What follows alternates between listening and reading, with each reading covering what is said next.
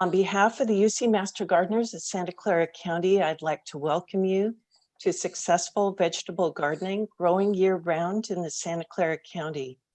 Tonight's session is part 3 of an 8-part series. My name is Sharon Erickson. I'm a volunteer with the Master Gardener program here in Santa Clara County and will be your moderator for tonight's session. The University of California Master Gardener program extends research-based information about home horticulture and pest management to the public.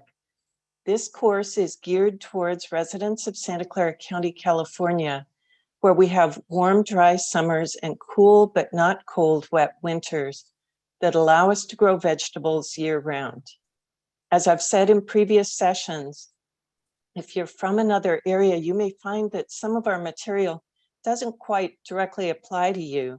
Planting times, local soil and climate conditions, and common local pests will certainly be different in your area. If so, there are Master Gardener programs all over the US and Canada that can provide advice appropriate to where you live. On the other hand, much of what we're going to say tonight is true for vegetable gardeners everywhere. So we hope everyone that attends gets a lot out of this course. This 8-part series began with a session on garden planning, then followed by a session on soil, tonight's session on seeds and seedlings. Then we'll do next week water and mulch, followed by pest management, cool season vegetables, and we'll conclude with 2 sessions on warm season vegetables. Your presenter for tonight's session on seeds and seedlings is Louise Christie. Louise is a longtime gardener and has been a UC Master Gardener volunteer since 2011. If you could take it away, Louise. Thank you, Sharon. All right, so tonight we are going to talk about seeds and seedlings, which is probably one of my favorite topics to talk about and to do. So let's get going. Let me just make sure I've got, there we go. So you may have done a germination test. This is my rolled up wet paper towel. If you have that from last week, which was sort of homework, hang on to that. We're gonna open them up in a minute, but I will open up mine in a minute. So why would you want to start from seed? Well, one reason is because it's economical. You can save money. A packet of seeds like this costs a few bucks, and you might be able to plant dozens or even hundreds of plants from one packet of seed. Definitely that's cheaper than at the nursery. There are a lot more varieties available when you start from seed than what you find in the nurseries. The nurseries do have more than they used to have, but compared to what's available in the catalogs, of which I have many here or online, there are zillions of kinds of seeds, varieties of plants that you can grow from seed if you grow from seed instead of buying them at the nursery. Control over the growing conditions. So that's one of the things that I think is particularly important. I'm often disappointed in the quality of the seedlings that I find at the nursery, but when I grow them myself, like this, I have 100% control over the quality of my plants. And I think that that's important. You can grow them organically and you don't have to worry about how they've been treated or if they've been sprayed, if that's something that matters to you. It's kind of like cooking. You can often cook at home better than you can find in some restaurants. We do like the idea of supporting seed diversity. There are a lot of, like I said, a lot of different kinds of seed out there, and you can support rare or unusual varieties, grow them up, provide demand for those. You can even save those seeds. And that's pretty cool because that contributes to the genetic diversity of our ecosystem. And last of all, the thrill of it. I find it really exciting to take a teeny tiny seed. And then in August, I'm looking at this 8-foot plant and thinking, wow, I grew that from this teeny tiny seed. So I just think it's thrilling. So tonight I'll be talking about growing from seed. There are 2 basic ways that gardeners grow from seed. They can plant directly in the ground, or you can grow your own transplants. When you plant directly in the ground, you don't need any special equipment. It can be very easy to do. You just plop the seed in there, put some soil over it, water it, and next thing you know, you have a plant coming up. You might want to direct seed if you have children to seed with outside. It's a good outdoor activity to do with children. There are some plants that you have to direct seed or that are very difficult to grow as transplants. For instance, carrots. I always grow carrots by direct seeding. I don't know very many people who've been able to successfully grow carrots as transplants, and there are a few others like that. It's especially some of the root crops if you want long, straight roots. And some plants are just really easy to direct seed. Beans, radishes, squash, peas, big seeds, they're just super easy to just put directly into the ground. But there's also the option of growing transplants, and there's some reasons you might want to do that. Just sprouted seeds are very vulnerable to pests out in the garden. You know, someone might step on them, snails and slugs might come along and eat them up. Birds, rats, all of the pests that bother our plants love to bother little tiny seedlings. So if you grow them indoors and get them to several inches tall before you put them outside, that kind of gives them a fighting chance. Some plants require a longer growing season. That's like why we want to start some of our tomatoes, eggplants, peppers, and those sorts of things earlier so that we give them a longer time to grow, and that gives them more chance to get to fruit stage. When you're planting seeds outdoors, it can be a little bit more difficult to monitor your seeds and your seedlings. When you've got them inside right in front of your face, you can keep them moist a little easier. You don't have to run outside in the cold. So just keeping track of your seeds and seedlings is a little bit easier inside. And then last but not least, when you grow indoors, you can control the soil temperature. And that's something that I'm going to talk quite a bit about tonight. But as I go through my talk tonight, I will try to reference whether we're talking about direct seeding or growing transplants. But in general, most of the principles apply to both situations. So let's talk a little bit about where you get seeds. You can get seeds from the nurseries, from the seed racks. Even the grocery stores have seed racks. And those are fine places to get seeds. The one thing you do want to make sure of when you're shopping from the seed rack is to not buy from a seed rack that's outdoors, because seeds are very susceptible to moisture. So the rack should be stored indoors in a dry place. And also when you buy seeds, you always want to make sure that you check the date and buy fresh seed. There's no point in buying old seed. And in fact, I think it's illegal for them to sell old seed. So just go ahead and buy fresh and buy from an indoor rack. Catalogs, like I said before, there are gazillions now of catalog sources that you can go to. Now they all have online presences, and you can find just a ton of wonderful seeds to take a look at. There are also now seed libraries where you can actually check out some seeds, grow the plant, save them, save some seeds and put them back into the library and really contribute to that seed saving ecosystem and that kind of increasing the genetic diversity of the seed supply out there. And there's organizations like the Seed Savers Exchange that do just that. So I recommend that you check them out. They have some really interesting older varieties that you might be interested in. So basically, you can get your seeds any of these places, and none of them is better or worse, I would say, than the others. As long as you're getting fresh seed, I would say that they're all pretty much quality places. So let's talk a little bit about types of seeds. There's a lot of uncertainty out there about these kinds of terms, so I'd just like to go through them. So first of all, let me talk about hybrid. You'll also see the term F1. To create hybrids, the plant breeders cross designated female plants with designated male plants, and they save the seed. When they do the crossing, they are controlling the pollination very carefully, pollinating the males and the female plants of ones that they have chosen. The purpose of that breeding is to select for qualities like flavor or color or disease resistance, or maybe the tallness or the shortness of the plant. So if you're having difficulty with a particular problem in your garden, like maybe a disease, maybe like powdery mildew on squash, you might very well want to try a hybrid variety that has disease resistance for powdery mildew. And you might really have more success with that than if you had a plant that did not have that disease resistance.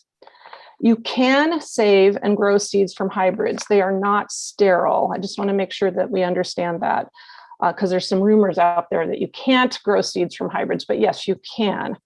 However, since hybrids require a designated male and female parents, which you don't have in your garden, right? You are not the plant breeder. So if you save the seeds from that hybrid and grow them out, you are not going to get the children plants that are exactly like the parent, because you haven't controlled the genetics. It's kind of like people, right? My daughter is a hybrid of my husband and I. She is not exactly like we are. So you can save seeds and grow them out, and sometimes you get some interesting results. If you plan to save seeds and you want to get the same kind of fruit that you had the previous year, you should choose what is called open pollinated types. And in open pollinated types, the plant breeders will pick out the plants from generation after generation after generation of plants, and saving the seeds from the best ones, and then letting those grow up and saving again, planting again, growing, saving again for many generations until they had a new stable genetics and the desired traits that they were looking for. This process takes a lot longer than hybridization, which can be done in just 1 or 2 generations. Since the genetics are fairly stable, if you save the seeds from the fruit of open pollinated plants and plant them the next year, you will get similar fruit. And then heirloom plants are all open pollinated. So all heirlooms are open pollinated, but not all open pollinated plants are heirlooms. And really what heirloom means is just that there is a story or a history behind that plant. So for instance, this one called Eva's Purple Ball, which is an open pollinated heirloom. Maybe somebody a long time ago had a purple ball that they played with and they thought the tomato looked like it, and that story got passed down over many generations. That's really all there is to heirloom. There is no better or worse between hybrids, regular open pollinated plants, and heirlooms. They're all just plants. And so you can choose whichever ones you like and whichever ones meet the needs of you and what you want out of your garden. So let's talk a little bit about what seeds are. And I love this quote. It's a pretty good definition, and it's pretty self-explanatory. The seed contains an embryonic plant in a dormant state of development, along with the food reserves to sustain it through germination. Another way I've heard it put is that a seed is a baby plant in a box with its lunchbox. And here's a picture of what that lunchbox looks like and where the embryonic plant is. All seeds have these structures, whether they're teeny tiny seeds or a big seed like a bean. You can see the little embryonic plant. There is an outer coating, the seed coat, and then most of the seed is the stored food reserves that little plant will feed on as it is growing until it gets up into the light and can start providing its own food through photosynthesis. This is a cross section. So if you split a seed apart, this is the kind of thing that you see. So that embryonic plant there, this little plant, we want to wake that up because right now it's sleeping, it's dormant. So how do we activate that dormant embryo? Well, the 2 things that really contribute the most to activating the dormant embryo are moisture and warmth, or temperature, the correct temperature. Water is really the most important factor. You don't want too much. It should be consistent. What it does is it softens that seed coat and it starts the swelling of the food reserves, and it begins the chemical reactions, the enzymatic reactions that that generate that breaking of dormancy. You also need the right temperature. This usually means warmth. And essentially what we're doing is we're providing the right temperature for the reaction that is going on in the seed, the chemical reactions that are happening to break dormancy and to grow that little plant. And chemical reactions have optimal temperatures. So we want to provide the optimal temperature for this plant to get the best germination we can. Some types of seed, and that's really not very many, do require exposure to light to germinate. But for the most part, the vegetable seeds that you're going to grow in your garden germinate best when they are in the dark. That means they're covered with some soil. They don't need to be exposed to light. So knowing what causes germination to start, let's look at the germination test that you did. And I'm going to show one here. So I'm going to stop sharing my screen. And I hope this works. So here is my germination test that I did, and I'm unrolling.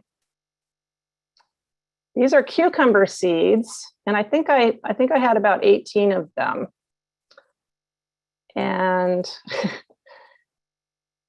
you can see I got 100% germination. So if you take the number that germinated and you divide them into the total number of seeds, that gives you your percent germination. And these seeds are a couple of years old. They're not brand new seeds, and they did all germinate. I will say that I germinated them on a heat mat, so they had really good temperature control. But again, you can see the loveliness that is a germinating seed. And really take a look at, you can see this you can see the root that comes down and the little green loop there.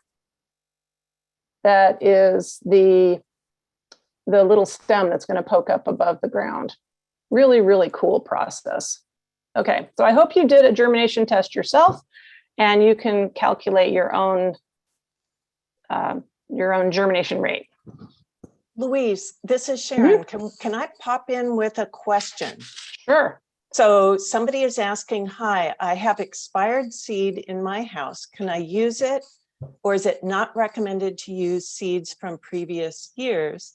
And it looks like you used seed from previous years and had good germination. I did. And I'm going to talk a little bit about using old seed and storing seed. Seed does last. So that's something to not worry about. You can often use older seeds. And one reason that we do a germination test is so that we can see if the old seed that we have is viable, right? If you have a packet that you're not sure about and you don't want to take the time to plant them out in your garden, or you don't want to take the space to plant them and do that work, you can do a little germination test like this, and it'll tell you right now, I know that the seeds in that packet are viable. Hopefully I still have some left in the packet and didn't use them all in my germination test. But yeah, that is possible. So let's see, moving right along.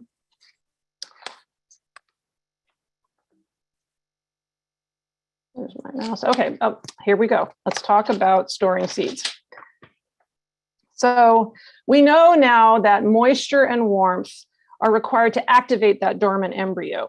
So if the embryo is not viable, the seed is dead, nothing is going to make it germinate. Unfortunately, you can't tell by just looking at the seed. You do need to do a test of some kind or plant it to find out if it's viable.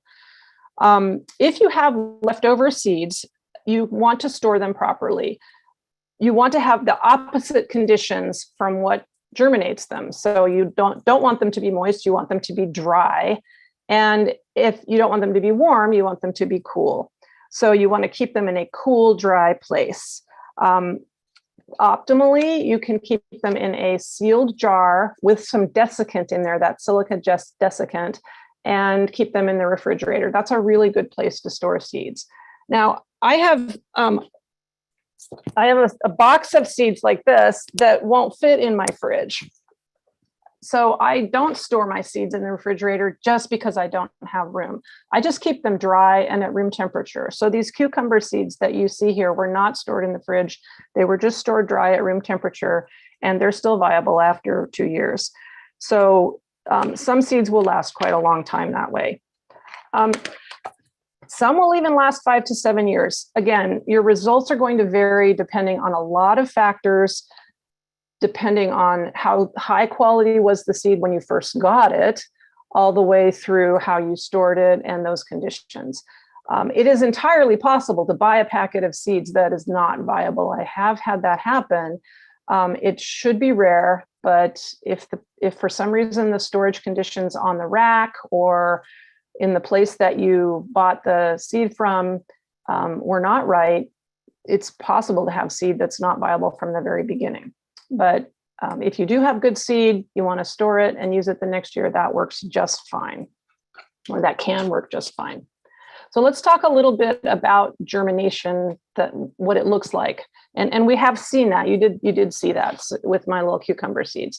So what you have here is the root goes down first. That allows the little plant to anchor itself in the soil.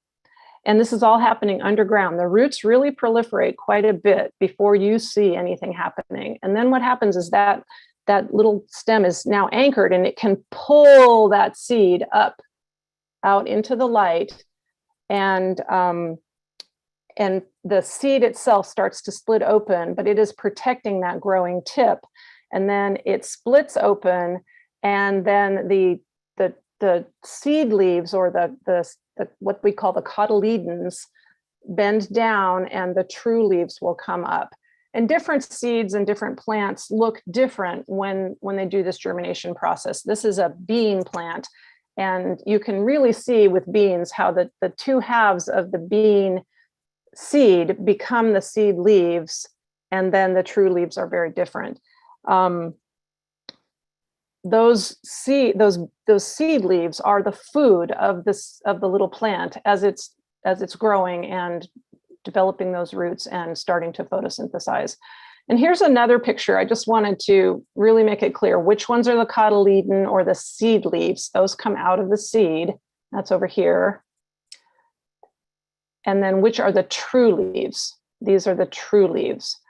So as you garden more and more and you grow from seed more and more, you'll get really used to looking at seed leaves versus true leaves.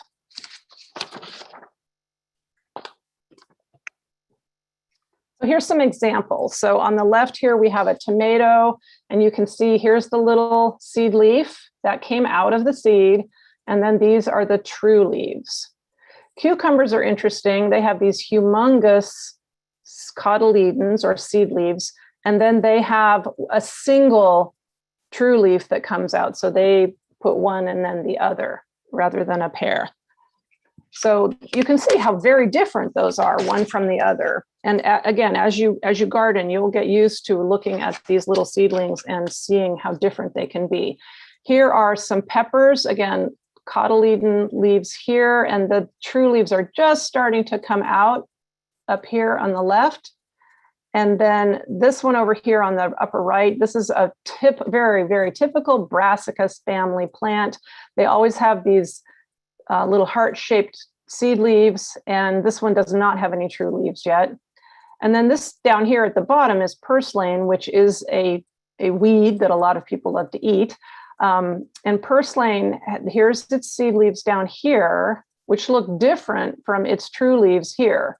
So it's not necessarily true that the true leaves are less round. Sometimes the true leaves can be more round. They're just a different shape than the seed leaves. But you do want to, again, start looking really carefully at your seedlings so that you can start to tell the baby leaves from the true leaves, and you can also tell the weeds from the non-weeds.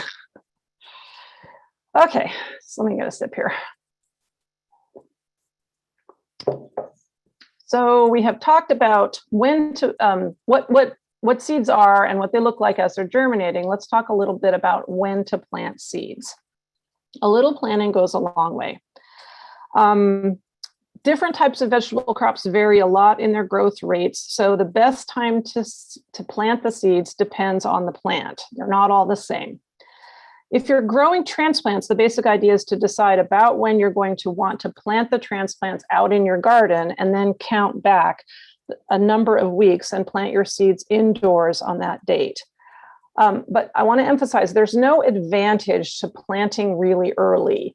You just end up with the situation in this lower right here, where someone has planted this seed, it's grown up too big, and maybe it's too early, it's too cold outside to plant that plant outside. So now it's stuck indoors in a pot that's too small, or maybe they have to put it up in a bigger pot, but now you have big pots in size to take care of. So you want to plant just the right number of weeks before you can really put that plant outdoors optimally. A small but vigorously growing transplant will perform as well or even better than a big plant that has been potted up several times. So here's another way of knowing, or a special way of knowing when to plant your seeds. This is our handy dandy vegetable planting chart. It's available on our website. It is an amazing thing. And it has all kinds of seeds from all kinds of vegetable plants from artichokes to zucchini, sorry, A to Z. And I have right here a sample of it, and I'll explain it and walk through it, but I think that you will want to go and look at this later on. It does apply to Santa Clara County in California here. And let's see, let me walk you through it. Okay, so across the top are the months, and then down on the left are the plants. And I've got basil through bok choy here. You'll notice that we have, for instance, for beans here, in the next column, we have two categories. Are you growing transplants or are you direct seeding outdoors? And then you can look across the months and you can see, okay, in April, I can start some transplants of beans, or I can transplant beans out into the garden as early as April, May, and June. This means I can put them out in the garden. I can transplant them. If I wanted to direct seed beans, I could direct seed beans in May and June. It's a little too cold in April to direct seed beans out in my garden. That's essentially how you read this chart. You will notice that the warm season plants have their planting times in the late spring, and the cool season plants have two. They have an early spring planting time, and they will have a fall planting time. So that's one way you can tell warm season versus cool season varieties or plants. If you want to grow bean transplants and plant them in April, what I want to do is I want to go over here and I can look and see how long it takes from seed to transplant. About 3 weeks is what it says here for beans.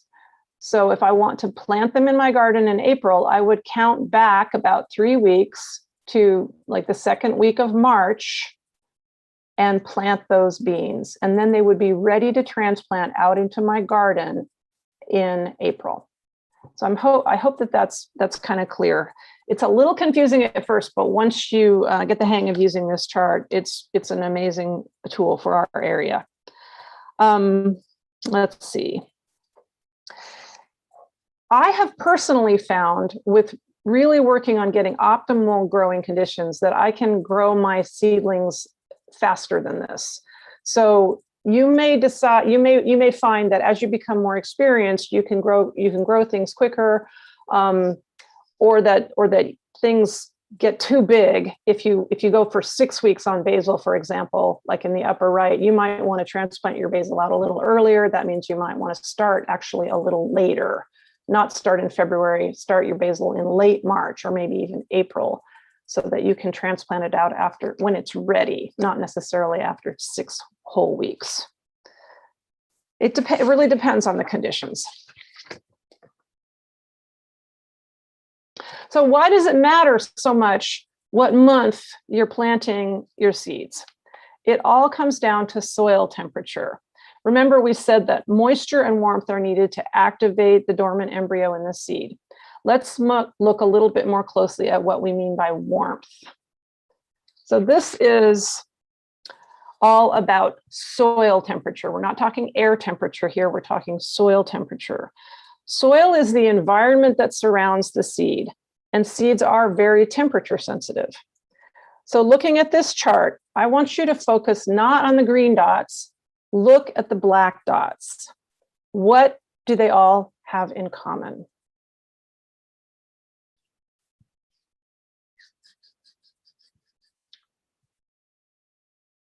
The optimal temperature for growing most common vegetables, for germinating most common vegetable seeds, is really very warm. If the soil is above 70 degrees, germination will be stronger and faster. In fact, many seeds will germinate in just 3 days given optimal conditions. These cucumber seeds were on a warm mat at 78 degrees, and they germinated and grew to this point in 3 days. I only put these on the mat on Friday, and now it's Monday, and this is how far along they've come. So if you give seeds an optimal soil temperature, you will get a stronger and faster germination. Now, you can look at the green dots, and certainly seeds will germinate in cooler soil. And I'm not saying you have to have exactly the right temperature, but it is good to know that there is an optimal temperature, and then your seeds will take longer to germinate in cooler soil. Seeds that germinate quickly have a lot less opportunity to succumb to rot or pests that might be in the soil. So this is especially important when you're germinating outdoors, actually, because if a seed is sitting in cold soil for a long time trying to germinate, it might just rot before it gets that far along, or it might get eaten by a bird or a slug or something.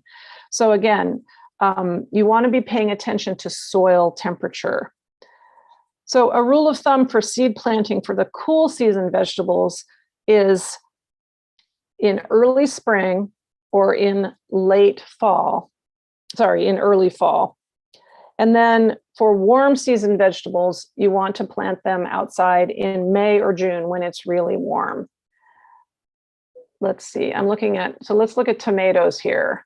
Yes, I could plant some tomato seeds outdoors when the soil is only 50 degrees, but they're not going to do very well, I don't think. I think they would do much better if I waited until mid-April or May when the soil is warmer, quite a bit warmer in here, and they will germinate faster and probably do better. I know I may not have worded that all properly. I hope I got my message across.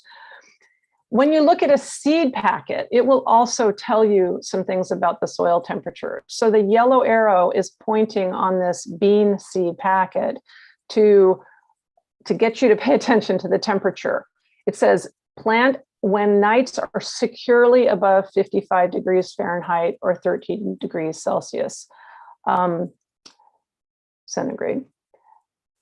So again, the seed packet is trying to get you to pay attention to temperature also. You can see on the pink arrow, it says days to germinate, 7 to 10 days. That's 7 to 10 days at a warm temperature when it's above 55 degrees outside. If you plant it really early, like in January, it's going to take a lot longer to germinate than 7 to 10 days, if it germinates at all. So again, I just wanted to get that message across about soil temperature. Also, look down here. We are a mild winter area here in Santa Clara County.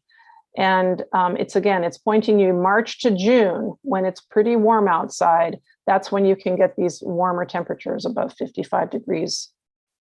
This is air temperature they're talking about here, this 55. So that's a lot about temperature. I have to say, when I started paying attention to temperature was when I really got excited about seeds, because that's when I started to see things really start happening fast. So let's talk a little bit about planting seeds. So I'm going to talk about what kind of containers you might use, the soil you might put them in, how to water them, how to cover your seeds, giving them warmth, which I've talked about quite a bit, giving them light, taking care of them, and how to pot them up. I will, if I have time, I'm going to do a little demonstration of potting up. So when you're starting seeds, you can use just about any kind of container you want. You can use 6-packs that you've gotten from the nursery that you bought your petunias in. You can use a yogurt container. You can use all kinds of, I've got lots of pots here, all kinds of things. This is one I've discovered recently. This is a blueberry container. It's already got drainage holes in it. It has a nice little top that I can fold down. Works great. Also, the chicken containers, they're a little on the shallow side, but if you pot up your seeds after using one of those chicken containers, it does come with a nice dome, which is a really nice thing to have when you're just starting seeds. Whatever container you use, if it's not brand new, you do want to wash it thoroughly. Get it very clean. I wash as if I was washing my dishes. I don't do it in the dishwasher, but I use hot soapy water to wash my seed starting supplies. If you think you may have had any exposure to a soil-borne disease, it's a good idea to wash them in a 10% bleach solution. That's 1 part bleach to 9 parts of water. It's recommended, but it's not necessarily always needed in a home gardening situation, especially if you haven't had any kind of problem with soil-borne diseases. Personally, I rarely use bleach to wash my containers. I just make sure they're really clean, like I would eat off them, right?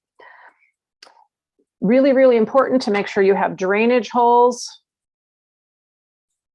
And if you use like a cottage cheese container or one of those chicken containers or something like that, you may have to poke holes in it. Do not skip that step. You have to have drainage holes. It's super, super important. One thing you'll notice is that all of the choices that I've offered here are plastic. The main reason I do that is because in my personal experience, pots made out of other things like paper or peat pellets and things like that, they tend to dry out very quickly. They also tend to wick the moisture away from the soil and away from the little plant's roots. For me, it's just easier to use plastic, and I can take care of the seedlings better in a plastic container. You certainly are welcome to try peat pots or paper pots if you want to give them a try, but do be aware they may dry out pretty quickly. So what kind of soil do you want to use? Again, we're talking now specifically about growing transplants, because if you're planting outdoors, if you're direct seeding outdoors, you're going to have prepared your soil the way Candace told you last week, and you won't need to buy soil, right? You're going to be planting out in your garden. But if you're planting indoors, if you're going to grow some seeds in a little pot, you want to buy some soil. Get commercial bagged potting soil, not planting mix. I have noticed at my grocery store, they have a big pallet of potting soil and they have a big pallet of planting mix. They are different. You want potting soil. And I'm not really going to go into why right now. Just get potting soil. A special sterile planting mix for seeds for most vegetables is not really necessary. If you have some really rare seeds that your grandpa gave you and you only have 2 of them and you want to make sure that you give them the best optimal chance to germinate and no possible disease exposure, sure, then go ahead and buy a sterile seed starting mix. But that stuff's expensive. It also doesn't have any nutrition in it. So you have to fertilize more if you use a sterile seed mix. I have had really, really good luck with just a good quality commercial potting soil. And this is also what the master gardeners use to raise all the plants that we grow for our spring garden market and our fall garden market. We use a quality commercial potting soil that comes in a bag. There are often questions about mixing your own, using compost. For a beginning gardener, I certainly don't recommend mixing your own. Compost by its very nature has a lot of organisms in it, and it may well have fungus in it that would cause your seeds to rot. So If you want to have better success, I strongly suggest using a commercial potting soil that has been pasteurized, so it doesn't have pasteurized or otherwise handled so that it doesn't have disease organisms in it. It also won't have weed seeds in it. And then buy fresh. Don't use something that's been sitting around in your backyard for 3 years and it might be kind of Get a nice fresh bag so that you will have good success when you're planting your seeds. I put a link in the Handy Links article to a couple of good articles about seeds, and one of them was about this issue of using compost in your own seed starting mix. So you might want to take a look at that. It's in the Handy Links. Okay, so moving right along here. So take your soil and you want to fill your containers. The thing I want to say here is to always make sure that the soil is nice and moist when you fill your pots. Never, never fill the pot with dry soil. So if you open the bag and the soil seems kind of dry and like really fluffy dry, put a lot of water in there with your hose and then roll it up and let it sit overnight so that the particles of the soil in the mix have a chance to really imbibe that water and become fully expanded. Then the reason is if you use dry mix, the particles will settle into the pot. You'll get more mix actually in the pot. And then when you moisten it, those particles will expand, but you've constrained them by being they have a pot around them, right? So as they expand, you lose pore space. You lose that air that should be in the soil. So if you use dry potting soil, paradoxically, you're going to get more rot in your seeds. So if you start with a nice, well-moistened soil, you'll have less problems with rot. Just fill the pot with the soil. If you must, go ahead and tap it a little bit to settle it. You can tap it down a little and then brush off the top and you're ready to go. Don't smash it down. Do not pack it down. You want to preserve some nice pore space in that container. And then you plant your seeds. Whether you're planting in a little pot for growing transplants or you're planting outdoors, you want to look at your seed packet and plant them at the depth that is recommended on the seed packet. So for instance, for these cilantro seeds, the recommended depth is 1/2 inch, that deep. So for cilantro, I would probably poke a little hole with a chopstick and put a seed in that, about 1/2 inch, and then you just cover it up. So use the seed packet to know how deep to plant the seeds. If you don't have a seed packet, the general rule of thumb is 2 to 3 times the diameter of the seed. So for instance, these little radish seeds in the picture, they're about 1/16 of an inch across. You probably plant them about 1/8 of an inch deep. Sharon. Yeah, can I just ask you a question? So we've got a lot of questions about, can I plant the seeds that were sprouted in the germination test? Are we recommending that people plant on paper towels, germinate on paper towels and then put them in? Oh, that's a really good point. No. Plant them in pots. Plant them in pots. This business here, this germination test that I did, this was a germination test. I am not going to try to plant any of these out in my garden. You may try that with your seeds, or you could plant them in a pot. But the purpose of doing this was to experiment, to see, were these seeds alive? This is not the way we want to germinate seeds. Generally, if we're testing to see if they're alive, we do this. But otherwise, if I was planting my cucumbers, I would go straight from the seed packet into the pot, or straight from the seed packet into the garden. The germination was a test. I hope that that's clear. Now, I might be able to succeed taking these germinated ones and putting them in the soil. They might grow. I don't know. But that was not the purpose of doing this test. And that is not the way you should plant your seeds all the time. So you want to start from the seed packet. Thank you for letting me clarify that. That's important. Okay, let's see. You can see here in this particular photo, I am planting several seeds. I make little rows. Those rows are about 1/8 of an inch deep. I might plant 4 seeds across the row. So in that particular container, I might plant 16 seeds. Maybe I could plant 30 seeds. That's about what I would do in a container like that. And then I'm going to separate them as I grow them up. If you're doing a 6-pack like this one, I generally put 2 or 3 seeds in each cell of a 6-pack. But it's up to you. You know, you'll as you do more of this, you'll get used to how many you want to put in. If you put in too many, you're just going to have to thin them out. So you might want to use just a few. Don't dump a whole lot of seeds into one hole. And if you give the seed packet to a child, I guarantee you that's what the child will do. They'll just go like that. So it's better to just give a child a few seeds and let them put them in a hole and then give them a few more. That way the seeds will be spread out. Label your seeds. Don't forget to do that.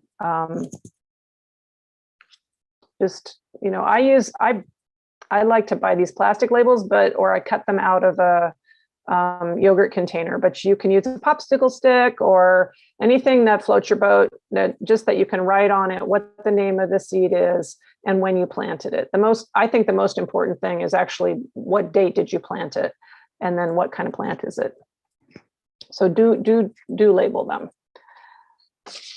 So after you plant the seed, after you put the planted seed in and you have covered it with soil, whether you've done that out in the garden or you've done it in a pot, you've got those little seeds now buried. You need to water them because remember, moisture activates the dormant embryo. So just get that soil, even though you started with moist soil, you still have to water them. So I just like to use the shower of my hose attachment to shower those seeds. So that's what this picture is in the upper right. I literally have one of those chicken containers on the ground and I'm just showering it with water to water the seeds that are planted in that container. And it doesn't pound, in my experience, it doesn't pound the soil down too much. I have not found it necessary to do a mist or anything like that. I just get them really good and wet and then I'm done. If you want to water from below, you can take that container and your pot and put it into a container like is shown in this picture in the lower right to get that soil wet. That is definitely an option. Personally, I have had great success just watering from the top. You do want to allow those pots to drain, whether you water from the bottom or the top. Make sure that the excess water drains out. So you'll have a nice heavy container with soil and your seeds, and it's nice and wet, but it has drained out. Okay. Next thing you want to do is cover for retaining the moisture. So I just cover with, like, if you use a takeout container, you can just use the plastic or you can put it in a plastic bag. I use saran wrap, works just fine. You just want to cover it to keep the moisture in and have a nice humid environment. If you do that, you probably won't have to water those seeds again until after they germinate.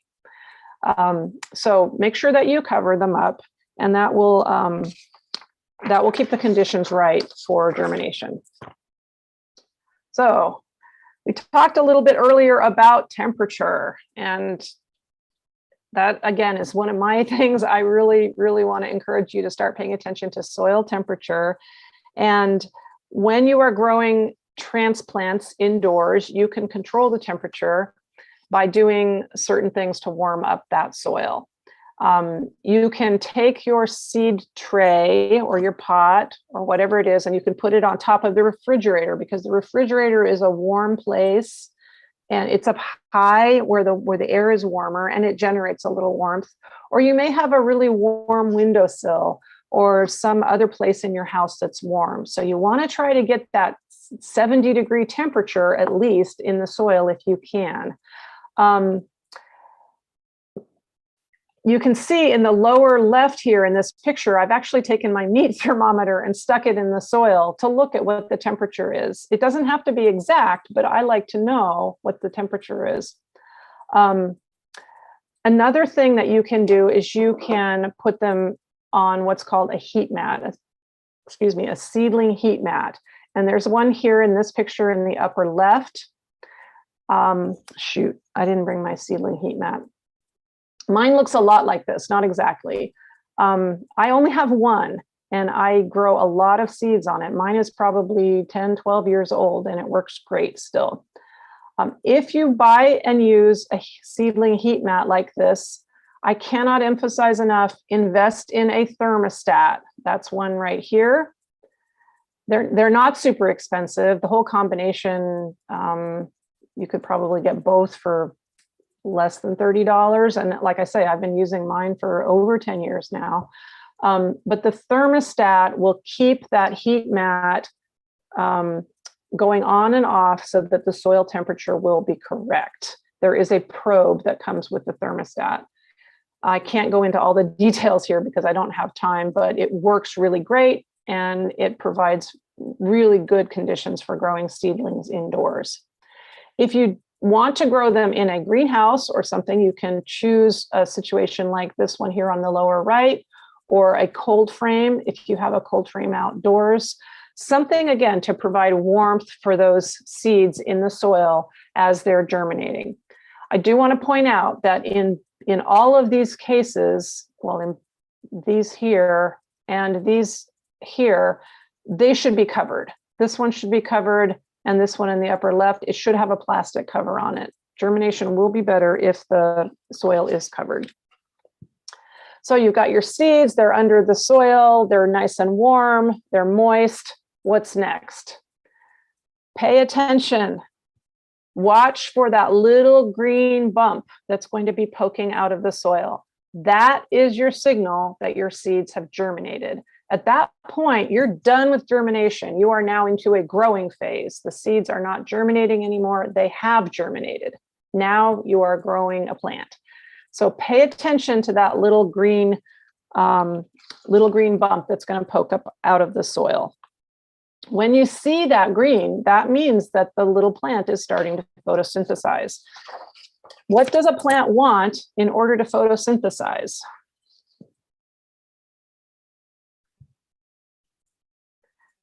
It wants light.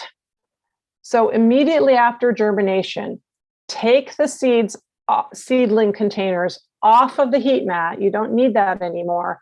Take the plastic cover off. You don't need that anymore. Give them light.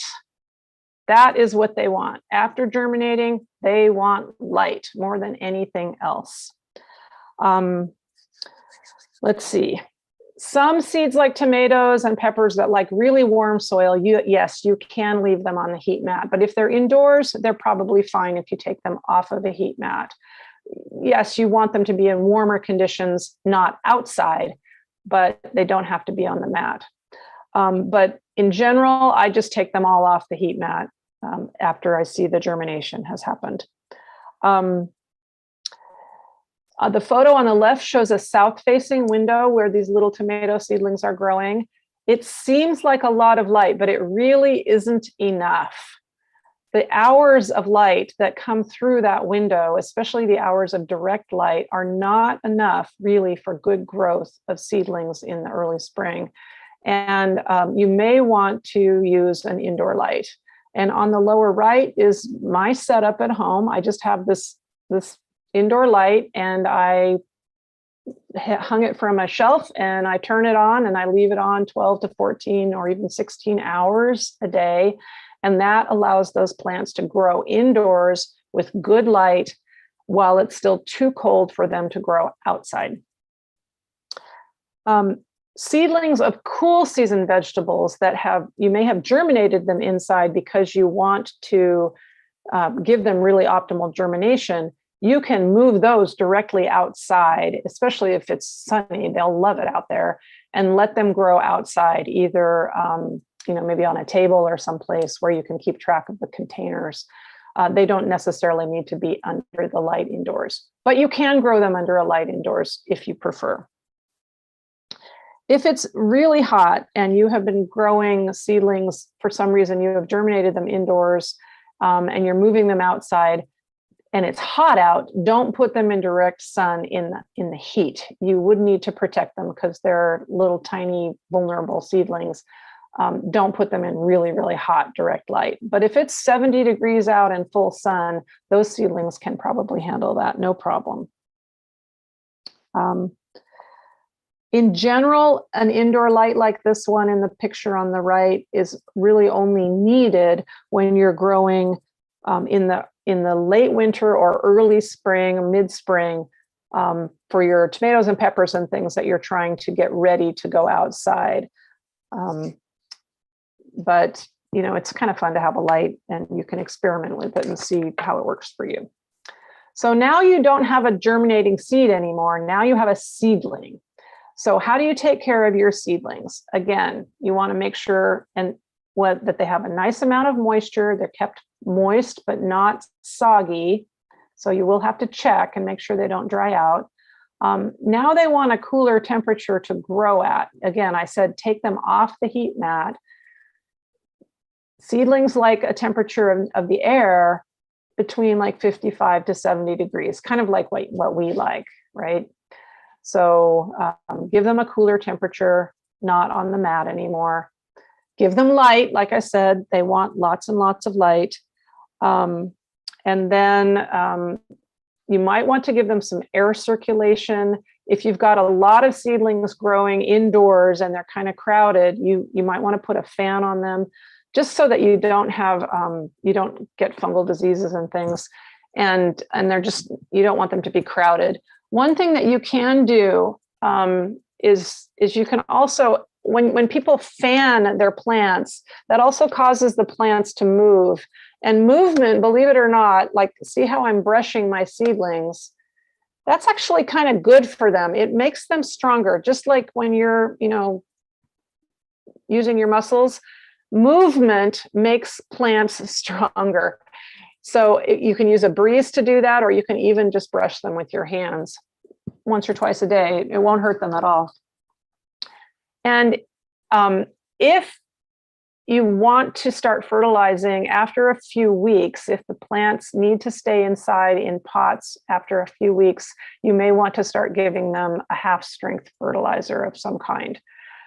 For the most part, though, the potting soils that we buy to plant our seedlings in, I keep reaching for my seedlings. The potting soil has quite a bit of fertilizer in it. It should be enough to get those plants to the size where they can go outdoors into the ground. So these have not had any fertilizer. They are ready to go outside and be planted in the ground without having had any fertilizer.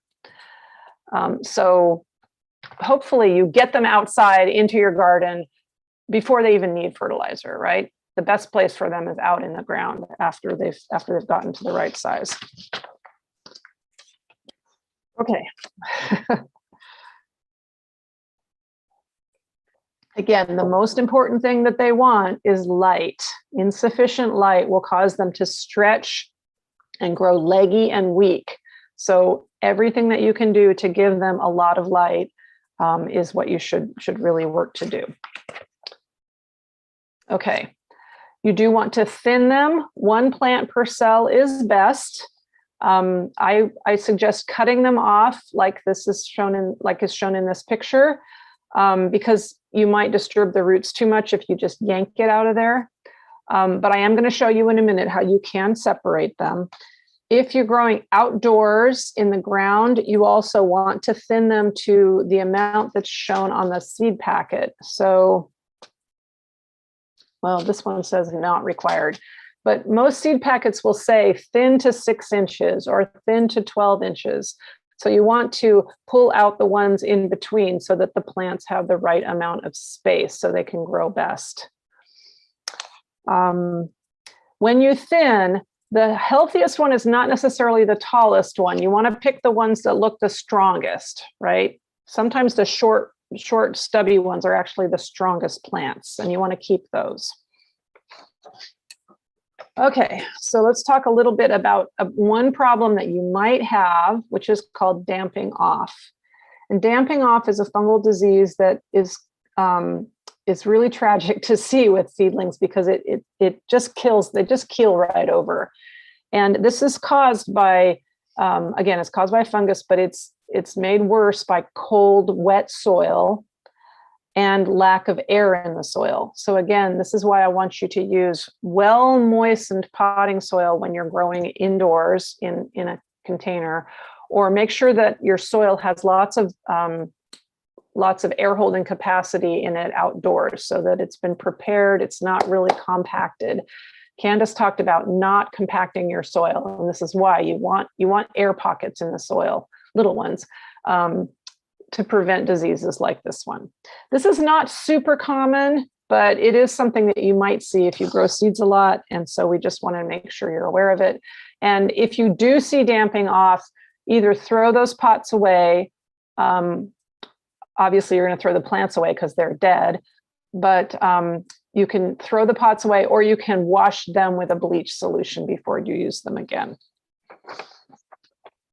So before you take your plants that have grown indoors outside, you do want to do what's called hardening off.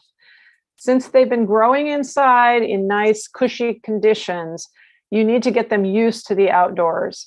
So take them outside for a few hours at a time, then bring them back in, then take them out for a few more hours, then bring them back in, so that they get used to the outdoor conditions, both the outdoor temperatures, the breezes that might be outdoors, and the sunlight. Because no matter how bright your indoor light is, whether it's from a window or whether it's from a light fixture like a grow light, it is not as bright or as harsh as the sun. So you want to get them used to the sunshine gradually. So give them a little bit of time each day until they've been outside for several hours, and then they will be okay. If you grow cool season vegetables, you often will just start them outside. And if a seedling grows up outside, it's used to being outside. You don't have to harden off a seedling that's already outside, right? So this is only for things that you've grown inside and are transitioning to outdoors. And then when you want to put them in the ground, you will transplant them into the ground. I'm not going to demonstrate that, but I am going to demonstrate what's called potting up a seedling. And hopefully this will work. So this is going to take a second to set up, not too long, but I'm going to show you how you can take many seedlings grown together and put them into separate pots. So here I have, this is one of those blueberry containers, and I planted 12 seeds. I got 12, these are brandywine tomato plants. One of them died, unfortunately. I think I broke it. But anyway, so I've got 12 little plants in this container. What I want to do is just demonstrate potting those up into a bigger container, just one of them.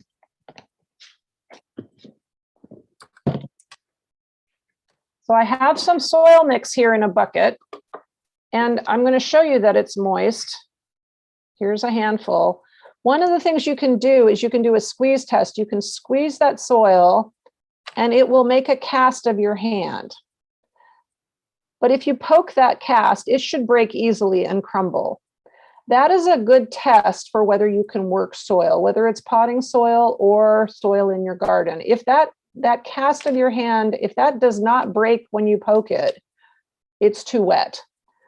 But with potting soil, this potting soil is just right. It's nice and moist. So I'm just going to fill this container. I'm just dumping it in. And I tap it a little bit, but not much, very little. Remember, we want some pore space in there. And I just brush it off the top. I don't try to get it down or anything like that. Now I have these little tomato plants and you would think, oh my gosh, those poor little things. Well, let's see. I'm going to take a plastic knife here and I'm just going to kind of cut around one of them about 1/2 inch around. Now these have a lot of roots. I know that they do, and I'm probably cutting some of them. And then I'm just going to scoop it out like that.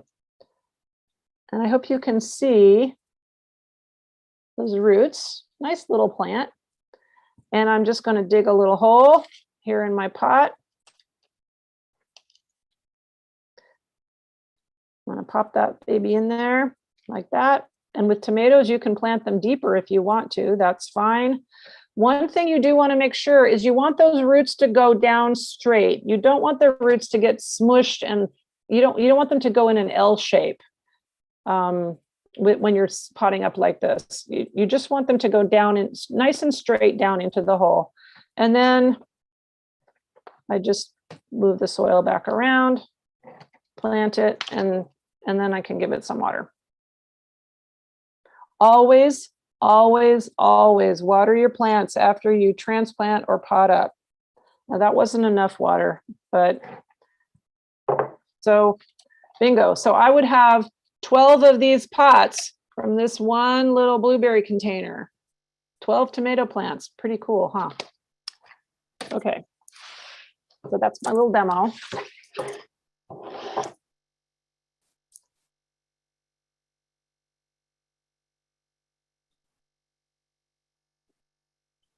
And my hands are a mess.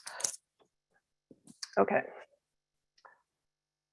So when you want to take those plants outdoors, I'm talking right now mostly about the vegetables that people are growing right now because they're eager to put them outside.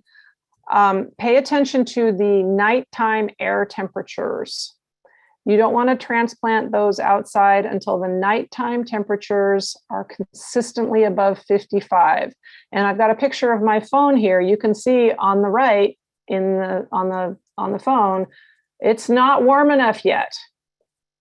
This is actually, this is a photo from last year, but if it says 40 degrees, don't plant your tomatoes outside.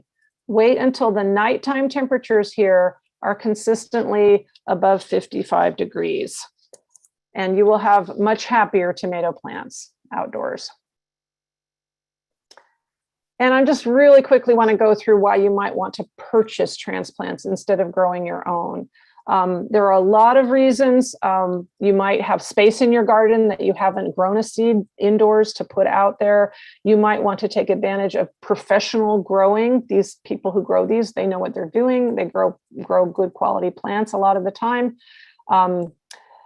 They are available when you want them. Again, you may not have planned ahead. So there's a lot of good reasons why you might want to purchase your own transplants. I'm sorry. Let me just make sure, check my notes here.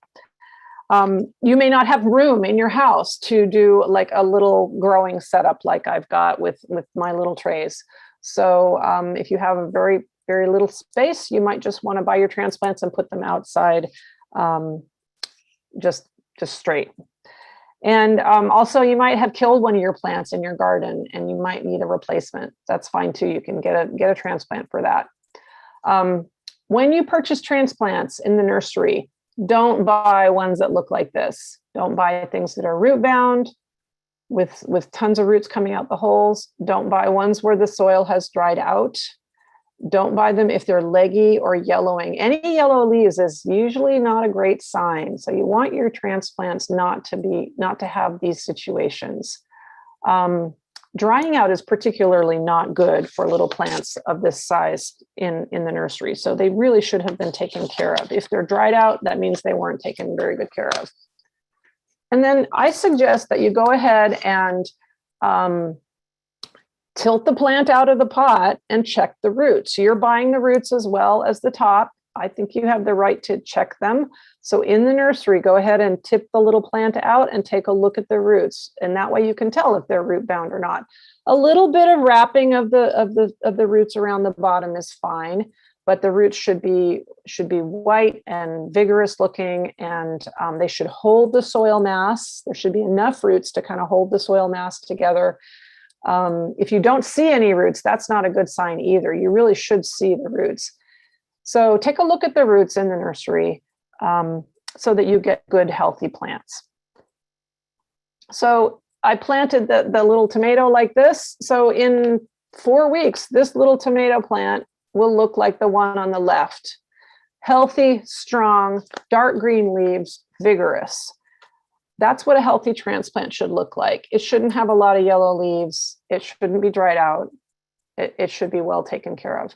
If you're buying plants in a 6-pack, do make sure that they haven't planted a dozen plants in each cell. 1 or 2 plants in the cell is probably enough so that they have lots of room to grow. So again, that's a little bit about purchasing transplants. And that's a lot of stuff.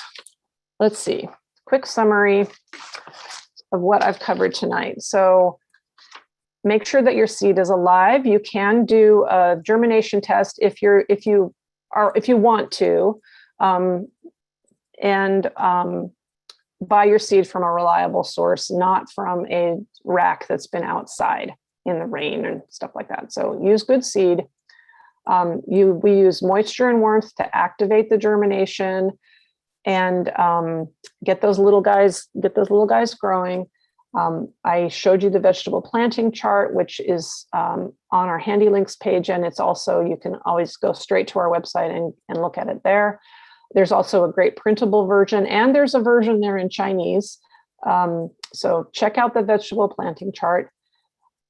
If you got any message from me, it was probably to start paying attention to soil temperature and air temperature too, but soil temperature for germinating seeds. Keep your soil moist. Make sure after germination, you give those plants light right away. They really want light after they've germinated. Don't transplant these little babies outside until the temperatures are right for that particular plant. And again, it might say that on the seed packet, or you can use the vegetable planting chart. And then if you're going to buy transplants, make sure you buy healthy ones. So with that, I've covered all the material that I wanted to cover tonight, and I would be happy to take a few questions.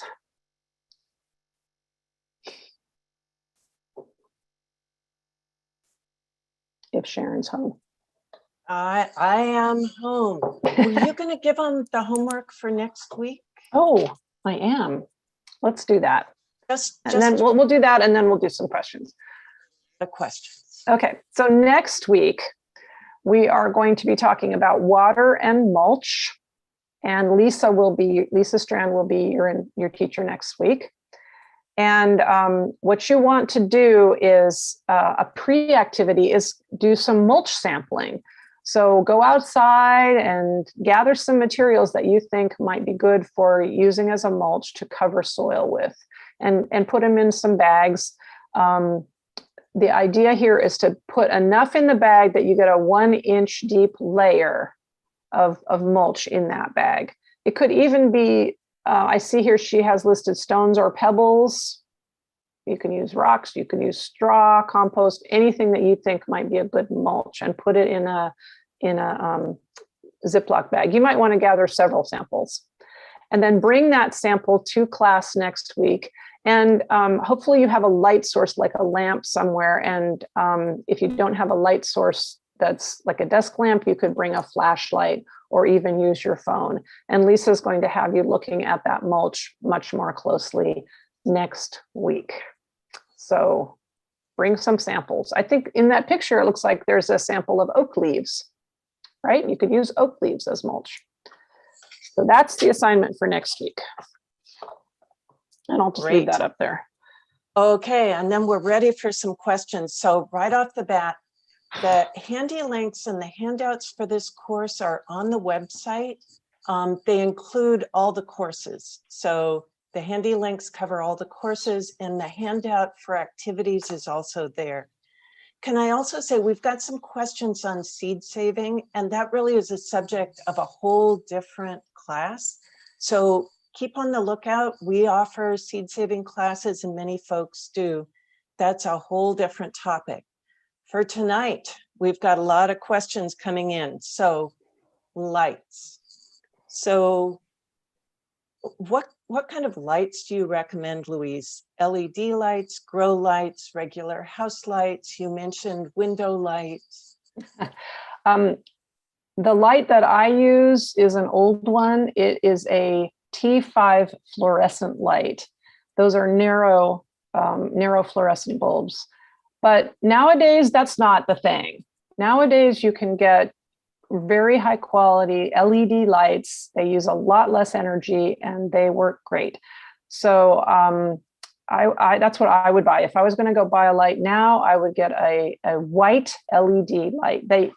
A few years ago, they were doing the red and the purple and the red and the blue, but now you can get full spectrum white LED lights for grow lights. If you don't have a light, if you don't want to buy a light, and certainly you don't have to, you want to find the brightest light indoors that you can find. So a south-facing window is good. Maybe you have like one of those poke-out windows. That would be good. Again, it's not really enough light, but you can still grow plants in that kind of light. A north-facing window is not going to work for vegetable plants. You really need direct sunlight. And if you have warm days, I've been taking my tomato plants outside in the daytime, because I know they like sunlight more than anything else. Even though I have a grow light, I still take them outside on a warm day. So when you have nice warm spring days, you can even take them outside. Perfect. And how about heat mats? Can you use any kind of heat mat, or do you need a plant heat mat? And what temperature is it? You do not use the kind that you use for your back. Those are not designed to get wet, right? You want a heat mat that is designed for plants. If you were going to Google it, you'd be looking for a seedling heat mat or a propagation heat mat. There are lots of different ones out there, and they probably are all just fine. The temperature is regulated. The mats go, if you only buy the mat and plug that in, it's going to be on all the time. So if you put your seed trays on that, they can get too warm. So you would need to take them off sometimes, or you would need to elevate them off the mat. That's why I say it's really a good practice to get a thermostat also. And so you attach the thermostat to the mat. It's really quite simple once you've done it. It sounds complicated, but it's actually very simple. You attach the thermostat to the mat, and the thermostat plugs into the wall, and there's a little probe, kind of like a cooking thermometer that you poke in the soil. And then the thermostat turns the mat on and off, and it keeps the temperature right. You can set the temperature to whatever you want. I have set mine as a kind of general temperature at 78 degrees, but depending on the seeds, you might want to go up as high as 85. But something in 75 range is probably great for almost all vegetables. Super. So it sounds like a lot of people, and I know I have done this, have skinny seedlings, they're leggy. How do you avoid it, and what do you do about it once you've got it, and can they be transplanted out at some point? Let me just do another real quick demo here. Let's see, I'm going to stop share. I don't know if you can see this. So these guys had spent the last 3 days under the lights. These guys, you see I cut it off? They spent the last 3 days in a window, and they are already, even after just a couple days, this one is longer and leggier. And I know it's kind of hard to see here, but I knew that this might come up. There is the only answer to this is light. You can't really fix it. They get leggy because they're striving to find the light. They're stretching because they want to get to the light. So that's why you need to give plants and vegetables, especially, lots and lots of bright light. That said, a leggy plant is not necessarily a failure. If it's really, really tall and skinny and falling over, that's not good. But with tomato plants, you can plant them deep like this. You can plant that whole stem. I've actually done it with other kinds of plants. I don't know if I've done it with, this is a cucumber, but I would try that actually. If I had a leggy plant and it was the only one I had, I might just plant it deep and hope that it did okay. I've done that with chard, certainly, and some other kinds of plants. But the trick to growing healthy seedlings is to give them enough light that they don't get leggy in the first place. I'm sorry, that's just the way it is. No, we've all been there. So here's another one. Why would you pot up instead of transplanting directly in the soil? And, Sure. and or why wouldn't you just plant seeds in a bigger pot to begin with, so you don't have to transplant, pot them up, I mean. Okay, so one reason for potting up is because it's too cold outside. I have this little tomato plant, and if I put it outside, it'll die. It's too cold in mid-March for tomato plants to live outside. If it did live, it would be very unhappy and it might become permanently stunted, right? Tomatoes are tropical plants. They want to live in a warm climate. Peppers even more so.